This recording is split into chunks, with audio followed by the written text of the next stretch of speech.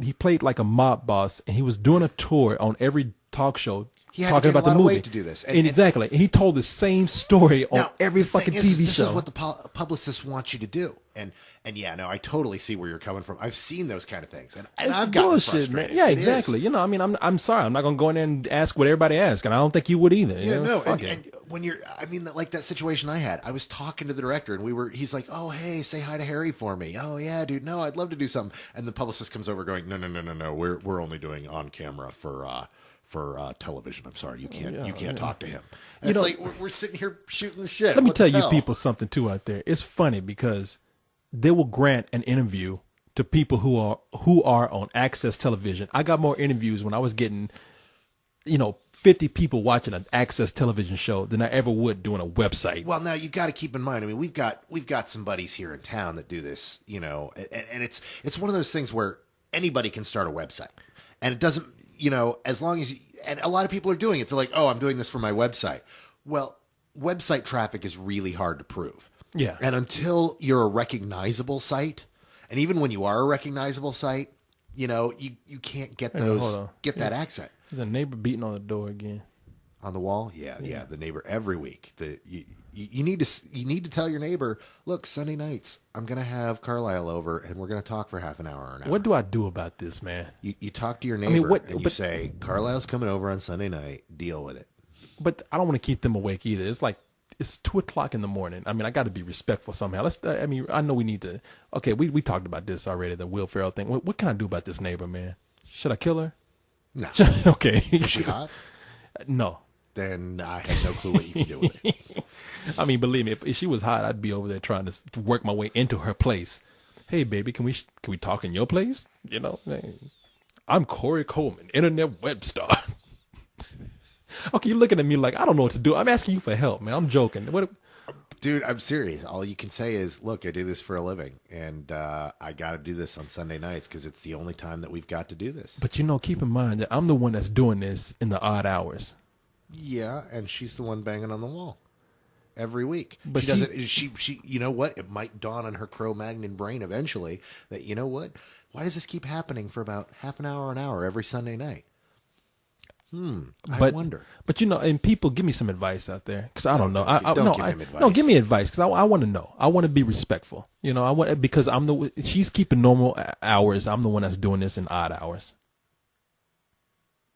It really is odd hours. What is normal hours versus odd hours? Well, usually 9 to 5. Let me put it this way: at midnight, people usually go to bed. That's the normal hours for human beings. Human beings. I'm a human being. I go to bed at 7 a.m. But you and I are not human. FedEx guy wakes me up at 9:30 in the morning. You and I are superhuman. Well, let's not talk about our penises. This is about something totally different. So. I don't know. I mean, my first thought was just go and put her out of her misery and put a hit on her or something. But when I want to go to bed, I cut a fan on, create white noise. Maybe I should give her a fan. I thought you went to bed with fans. I go to bed with white noise, meaning white women who talk a lot. Well, there's that too. I didn't want to make that joke, but if you're going to make that joke, you wanted to. Stop it. Anyway, you got any email you want to talk about? Anything? Did you get any questions that you want to discuss? I got lots of questions. Yeah, you want to ask about the Indy trailer, Indiana everybody Jones. Keeps asking me about the Indy trailer, and they want me to do a webcam on it. But this is something that really needs to more than one person to talk about. So I figured, this would be the best time. Look, I think you might have a different opinion than I do, but it's so short, it is hard to tell. But I mean, how can you not get excited by the iconography of that trailer? First of all, what is this called? Indiana Jones and Why is my old ass still doing this? And the Kingdom of the Crystal Skull, yeah. And the Crystal, or something like that. Yeah, and Indiana Jones, and it's the fucking fourth movie. That's what they should have called it. Indiana Jones, and it's the fourth fucking movie, because that's all anybody cares about. Yeah, exactly. I mean, by now everybody's seen the trailer, which they're calling a teaser, and I can see how, because it's very short. I mean, they show you a lot, but it's still a teaser. There's real footage in there. Yeah, and look, I mean, you see the fedora, you see the whip, you see Harrison Ford making jokes about probably being a little bit older. I mean, and the thing is, Harrison Ford still looks good as Indiana Jones. I thought he'd be breaking hips and shit, but he's still hanging in there. It looks like it's gonna be cool, man. Dude, it looks, you know what? I really dug the hell out of that trailer. This is, now literally, we cut it off here a second ago. This is the first time I've seen it. I've been waiting to watch it on a decent system, and Corey's got a good system over here, so I didn't want any stuttering to get in the way or anything like that. I run on a piece of shit computer, so, but no, man, that looked cool. There were some really good visuals in there. There's, and it looks like a return to the fun of Indiana Jones. They've got all the tropes from the classic series. It's all the kind of fun, adventure, pulpy, without ruining any of the story, which, that's what I like. I know everything I need to know. I mean, granted, I knew beforehand, but that trailer says, dude, they got it right. Go fucking see it. No, it looks... My favorite out of the whole series is still the original, even though when I was a kid, I saw the Temple of Doom like 4 times in the theater. And when I got older, I was like, it's still not as good as Raiders. Well, Raiders is just... Raiders was its own thing, dude. Raiders, as time went... I mean, because really, I mean, Temple of Doom doesn't get necessarily get the credit it deserves, because Temple of Doom is the film that's really responsible for PG-13. Exactly. No, you're right. That was the film where... That and what else? Do you know? That and Gremlins. Yeah. Gremlins was the starting point, because they're like, wait, there's no way that should be PG. But this was the film where they're like, wait, you want to rip the heart out of somebody in a kid's movie? You're out of your damn full mind. Exactly. And they created PG-13. No, I mean, it's fucking... Them Gremlins was scaring the shit out of kids, and a PG-13... In fact, at the time, I think they said, like, that's what confused them, because Temple of Doom should have been rated R.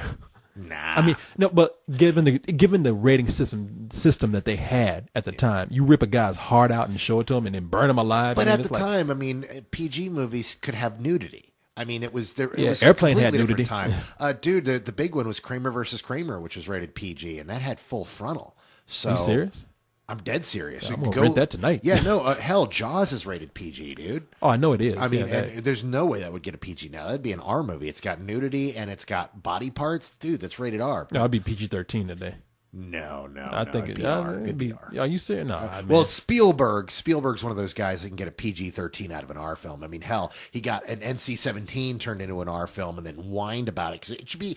I believe Saving Private Ryan should be a PG-13 movie. Well, dude, guys get heads blown off. Oh yeah, no, that was an R movie. It was a hard R, but it wasn't NC-17. No, dude, I tell you what, Poltergeist was a rated R movie.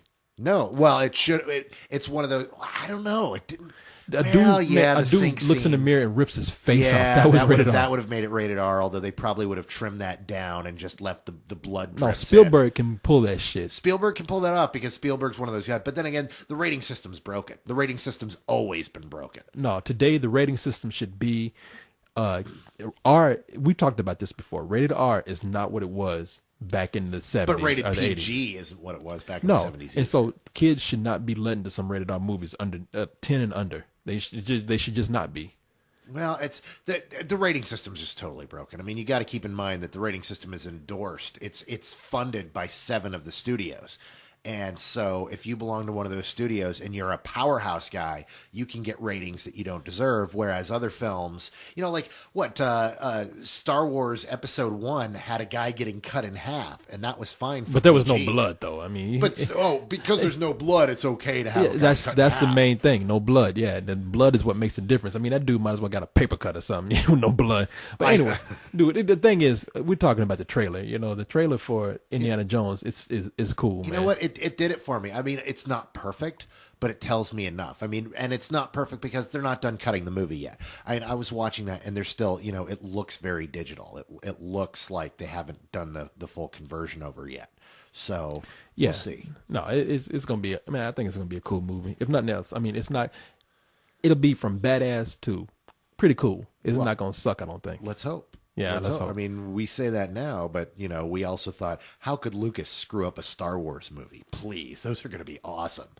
And yeah, but he didn't have Spielberg directing. Hey, dude, I got asked a webcam question on that, and really, I still stand by that. The thing is it's not Harrison Ford I'm worried about. It's Spielberg. This Spielberg isn't the same guy that directed the first 3 films. He's not the guy that directed the first film. I mean, I want it to be good. I hope this is the film that resets him and recalibrates him, and he goes, oh yeah, that's what I was supposed to be doing. I was supposed to be doing cool genre films for film geeks. I wasn't supposed to be, the Oscar winner guy. I need to move away from that. Yeah, no, we'll see, man. I'm looking forward to it, no matter what. So anyway, man, we're running long here. It's like 2:17 in the fucking morning here. So, you're ready to start calling people again, is what you're ready I'm ready to to do. get out of here. I'm ready to go to bed is what I'm ready to do. It's 2:30. We've been doing this for an hour and a half.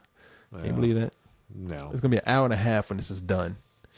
So, anyway, what can I say? This has been a couple of cold ones with Korey and Carlyle. A couple of cold ones with Korey and Carlyle. An hour and a half into it, I'm ready to go to bed. Get the fuck out of my house, Carlyle. All right, I'm out of here.